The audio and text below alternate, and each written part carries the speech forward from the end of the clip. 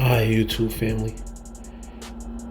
This video is going to be an educational video as well as a hip hop video.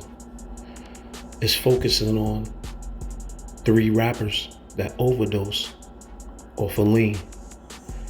It's very important because the youth nowadays is taking a liking to lean. So we covering 3 different stories from 3 different states, 3 different rappers and musicians that impacted their neighborhood and tragically died due to lean. First, we're gonna stop in Atlanta to cover the story of Rich Homie Quan, an R&B and hip hop legend that died way too soon. Daquan Devontae Lamar was born October 4th, 1989 in Atlanta, Georgia, better known as his stage name, Rich Homie Quan. He played baseball for over 4 years at Ronald McNair Senior High School with the aspirations to play professional. He was actually a really good center fielder, and he gained a scholarship offer from Fort Valley University, but due to the expense of the tuition, he dropped out. He ended up getting a job at the airport, but that didn't last too long. After he lost his job at the airport, he started hanging out with an older crowd in the neighborhood and started doing burglaries. But the 15 months in juvie would change his life forever. That's where he began to perfect his craft. He started writing rhymes and singing as well, and he was pretty good at it. His sound was influenced heavily by the Dirty South. He loved Jeezy, Gucci Mane, T.I., Lil Boosie, and Wayne. But he especially took an interest in Outkast and the Goody Mob. He liked that they had a different style and a different approach to the game. When he came home, he got a job at the supermarket and used all his money to record. He dropped mixtape after mixtape, eventually gaining a buzz in the hood. Everybody was telling him he had potential. So a couple of people in the hood invested in him. And in 2011, he saw mainstream success with the single Type of Way, which peaked at number 50 on the Billboard Hot 100. He was officially a star now. Man, when I was broke, I didn't know what I wanted to be. I didn't know what I wanted to do. Like when you get you some money, it's gonna define who you are. You're gonna really do what you want to do. And it's gonna really, like, the whole time you broke, you just putting on the act. You're not really who you are because you don't have no money to be who you want to be. So like that money gonna expose you. And I've been quiet long. When I said I've been quiet long enough, I don't be on my IG. Like that come from them months, man, go in there and talk some shit. I don't be wanting to talk, like. But I just on that, I just felt as if, you know what I'm saying, they just put them on game. You know what I'm doing. After Type of Way went viral, it was rumored that he was gonna sign with Cash Money. But however, he stayed independent and just did a couple of collaboration tracks with Birdman, as well as Birdman's new protege, Young Thug. It was a lot of misconception in the media and the rap world because everybody thought he was Rich Gang, and Rich Gang was the new label that Birdman had started. But come to find out, they was just collaborating on tracks. He wanted to stay independent. During his rise to stardom, things got tricky for Rich Homie Quan. His manager and the guy that invested in him, Big Nut, got tragically murdered. And it was alleged that people he was dealing with had something to do with it. So it was a big mess. Everybody in Atlanta had to pick sides. But Rich Homie Quan stayed focused and continued to work on his music. He got another big break with his hit song, Flex. Ooh, ooh, ooh, ooh. The video was released on April 1st, 2015, and the song peaked at number 26 on the Billboard Hot 100. It was a trendy tune, and everybody was feeling it.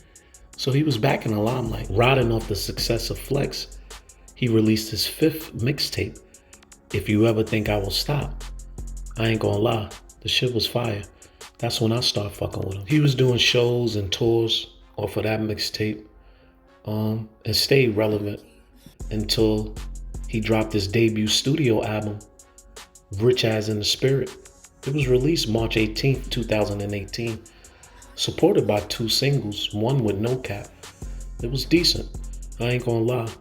But ever since his breakup with Young Thug and the whole Rich Game situation, his streams and his YouTube numbers were down because basically everybody was fucking with Thug and he was like an outcast. But he still remained relevant enough to keep up with his lifestyle. But with success comes adversity. May 6, 2014, after shooting a video, Rich Homie Quan went home and allegedly had 2 seizures. He even cracked his head. TMZ reported the incident, but he denied all the rumors. Now this is part of the story that we're gonna lean towards the educational side. Seizures are a side effect of lean. If my audience doesn't know that, those are one of the side effects of drinking too much lean. You're gonna start catching seizures and shit. He probably denied the rumors because he didn't want to be portrayed as a junkie. But the fucked up part about that is that when you have a problem, it needs to be addressed. And if you having seizures, that means the shit is serious. After the seizure rumors surfaced, he went underground for about 3 years. We ain't heard nothing from him, no songs, no nothing. Until late October 2022, he released the EP Family and Moolah, which included the single Crazy. It was alright, but I think he got out of the loop because it was a different sound at the time and the shit that he was kicking wasn't it. I guess after that, he just tried to figure it out another way because he went underground again. Early 2024, it looked like he was trying to make a comeback. He went on the interview circuit and started addressing all the rumors and the shit that was going on. Also, the Young Thug trial was going on and his name was caught up in that because his father ended up getting shot in the process. So there was a lot of shit going on in Rich Homie Quan's life. I guess that might have been one of the reasons he wasn't doing music. On September 5th, 2024, Rich Homie Quan's girlfriend called 911 and said that her boyfriend was on the couch, unresponsive. She stated she could not feel his heartbeat and could not feel him breathing. And when she turned him over, foam came out of his mouth. She was screaming, crying, angry, and confused all at once as she spoke to the 911 dispatcher. After the paramedics arrived, they rushed him to the hospital, but he was pronounced dead a few hours later. They couldn't revive him. An autopsy was performed on September 6th, and the medical examiner concluded that he had died of an accidental overdose. He had codeine and promethazine in his system. Basically, he overdosed off of lean. It was a tragic story, man. He was only 34 years old. So to the youth out there, please, man, take this as a lesson. Lean is not a recreational drug. It never has been. Rest in peace, Rich Homie Quan. Now, and what's different right now than a couple years ago? Well, for one, I'm all the way indie. You know what I mean? So with me being indie now, that was a big part of the comeback. I got more creative control. A lot of niggas say CEO, but I had to differentiate the artist from the CEO Quan, and that was a hard transition. You know what I'm saying? So like now, I'm way more excited about the independent. I make way more money. I get my check first. I love music. I'm musically inclined, so I felt like, yeah, the SoundCloud took away from the hard work that us real artists put in. Seen you speak on Fredo Santana a little bit. Yeah, Fredo.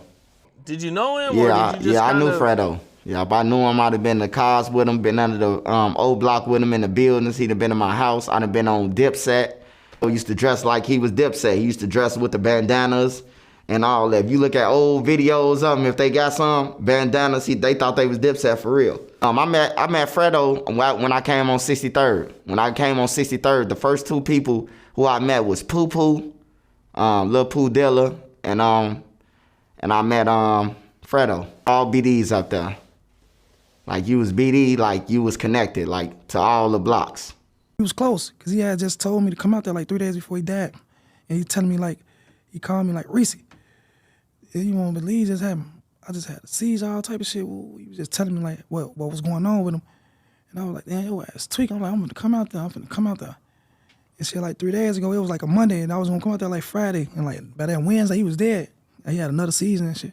Same shit he was telling me that was going on. He had another one, and he had that. It was tough. That shit fucked a lot of motherfuckers up. I stopped doing lean back then. Like, I used to be doing that shit with Fredo, and that shit started making me feel a little funny. So I like, no, I don't want to do that. Derek Antonio Coleman was born July 4th, 1990 in Chicago, Illinois, better known as his stage name, Fredo Santana. He grew up on the South Side, and the Black Disciples had a stronghold on his neighborhood. He was respected and feared at an early age.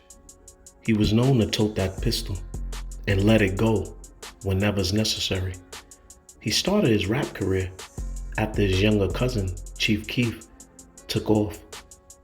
He was mentioned in raps, so a lot of fans wanted to know who he was. He really wasn't interested in rapping at first, because he was knee-deep in the trenches. But he took advantage of the opportunity. And in 2012, he dropped his debut mixtape, It's a Scary Sight. It was a playoff off the line that Little Reese mentioned him in a song, Fredo in the Cut, That's a Scary Sight. It just made so much sense. And he had charisma and swag to match his bars. Growing up in the trenches of Chicago, I think it's a given that you're diagnosed with PTSD. To cope with his pain, Fredo used Xanax and lean. He said that was the only way he can get the demons out of his head. After gaining notoriety off the Scary Sight mixtape, he jumped on a couple of tracks with Lil Durk, G Herbo, as well as Lil Reese. His name was buzzing, and everybody wanted to know who this new kid from Chicago was.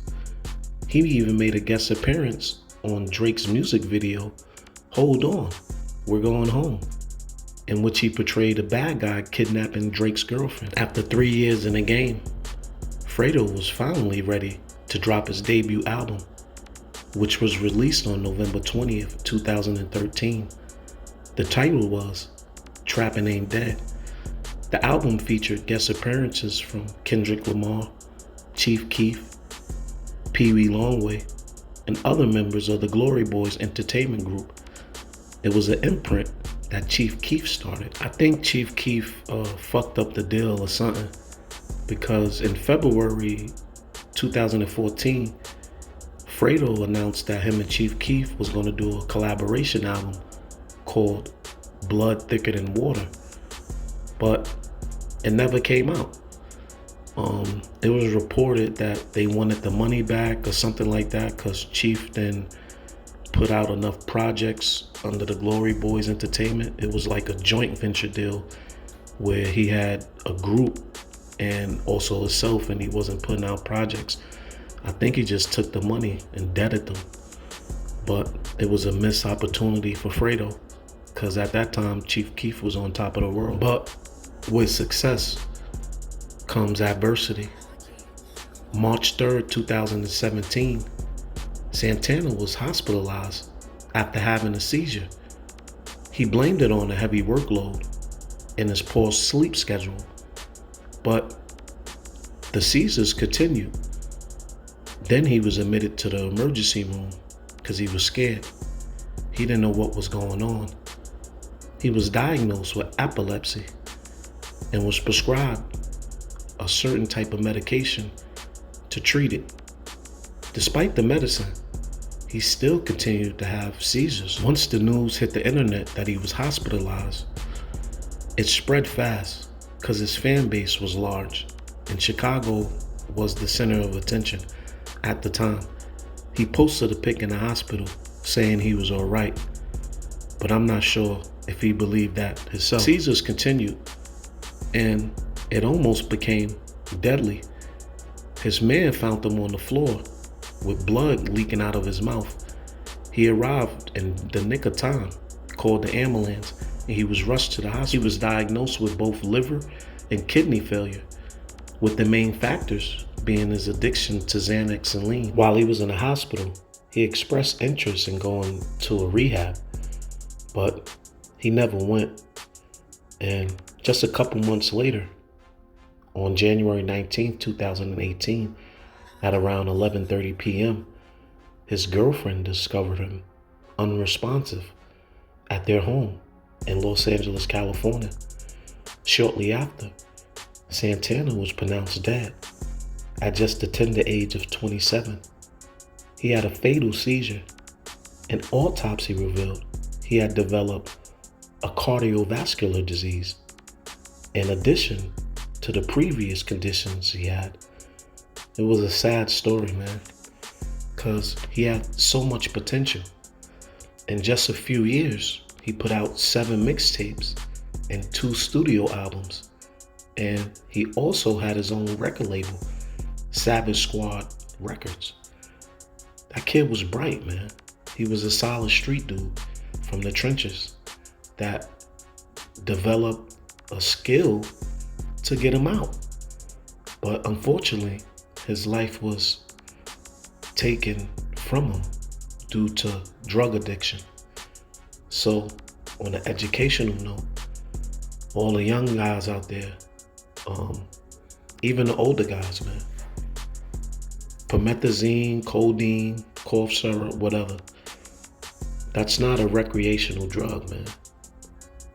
And it's not cool to promote that it is, because we're losing pillars in the game to drugs.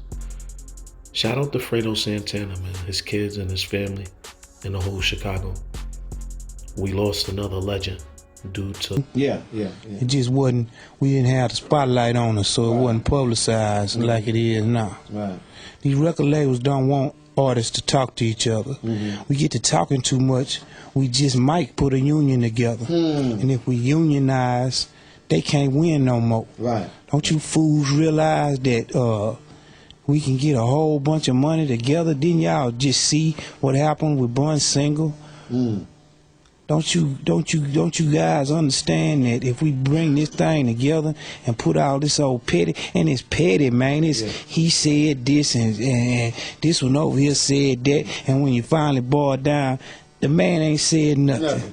You know what I mean? Man spit something on a record, and this fool over here assume he talking about this one over here. And I'm sitting back watching this. I'm like, man, these boys is tripping. Everybody was screaming for Pimp C. A lot of love out in the streets. Everybody was screaming it, but then you had people like Zero that got on my album on 4 or 5 songs and was really representing for me. You had people like David Banner who was getting at me and looking out for my family. You had Bun B that really spearheaded this whole movement, and you know, and Jay-Z was supportive while I've been gone. Paul Wall was real good. I mean, he really got down, you know. So it's a whole lot of artists that really got down. Too Short was real. Well, while I was gone, Jay Prince dropped the album on me. And you know, he came to me, he came to the prison and saw me, he was like, look here. I said, man, I'm fit to stack this paper up. Ain't nothing really happening while you're here, so we fit to stack this bread up. And I had a few tracks left, I was selling beats while I was gone. And then, you know, so it went down, and I still had some paper left, so we was blessed, but you know, it'll knock a hole in your pocket when you're sitting down and ain't nothing coming in. Get locked up, they ain't gonna write you no letters. They gonna try to get at your gal. If she ain't strong, she gonna fall victim. Know what I'm talking about? And really, all you got is your mama and your family, man, on the cool. Right. You know, mama's baby, daddy's maybe. Exactly. You know, I'm blessed and I got a good father and he rolled with me, but it ain't promised. You know, so man, y'all better get y'all head right. Chad Lamont Butler was born December 29th, 1973 in Carly, Louisiana, but he was raised in Port Arthur, Texas. He was the only child, and he was born prematurely and had numerous health issues. His eyesight was extremely poor, and as a child, he had pneumonia at least 9 times. His legs required braces, because they pointed inward. It was a part of a defect from being born prematurely. As the son of a trumpet player, he had interest in music since a child. He joined a choir as a teen and played numerous instruments in school. After being encouraged by his stepfather, he began writing his own music. He was particularly interested in hip hop, influenced by Run DMC and Eazy-E. He became close friends with Bun B, another kid from his neighborhood that shared similar interests. In 1987, Pimp C and Bun B formed a hip hop group called Underground Kings, but often referred as UGK. They initially signed to an independent label, Big Time Records. They released 2 EPs under that imprint, The Southern Way and Band, and became a household name, which led to them signing to a major label, Jive Records, later that year. Things was moving fast for UGK. They brought a new sound to the game. They was repping the South hard, trap music, crunk. They had their own lingo. They made a big impact as soon as they came out. Their debut album, Too Hard to Swallow, on the top US R&B and hip hop chart. Pimp C was known for his slick talking and talking that shit. Bun B had like a harder sound. Together, the duo was perfect. Their second album, Super Tight, was released in 1994, a critically acclaimed album, which peaked number 95 on the Billboard 200, solidifying their spot in the game. After appearing on Jay-Z's smash hit, Big Pimpin' in 2000, it was no turning back. But Pimp C had one foot in the street and one foot in the rap game. In 2002, he was sentenced to 8 years in prison, forcing Bun B to carve his name in the game with his solo career. Pimp C also debuted his own studio album from in prison, The Sweet James Jones Story. It was released in March 2025, composed of material recorded prior to him being incarcerated. After being released from prison in December 2025, he released his second studio album, Pimpalation, and it peaked at number 3 on the US Billboard Hot 200. It was like he never left. He stepped his feet right back in position. UGK's last and final album was released August 7th, 2007. They got back together, and the album was actually amazing. The hit single, International Players Anthem, I Choose You, was a mainstream success hit. After that, I didn't really hear nothing from him after they dropped that last studio album. Once you reach that level, you start looking for artists, and you know he had his own label. So I guess he was like behind the scenes. He was a millionaire already, so music probably wasn't his first priority, especially dropping the joint project with Bun B and his own solo project since being released. I guess it was time to spend time with his family. But in early December 2007, tragedy would strike.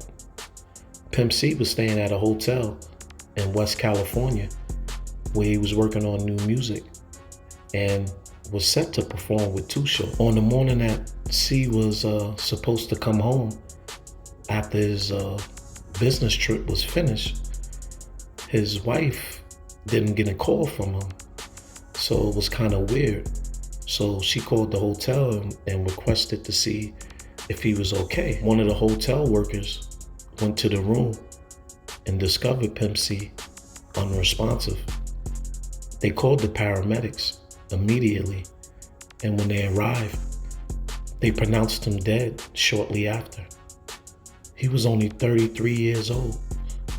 Shit was crazy, man. It spread throughout the internet like wildfire.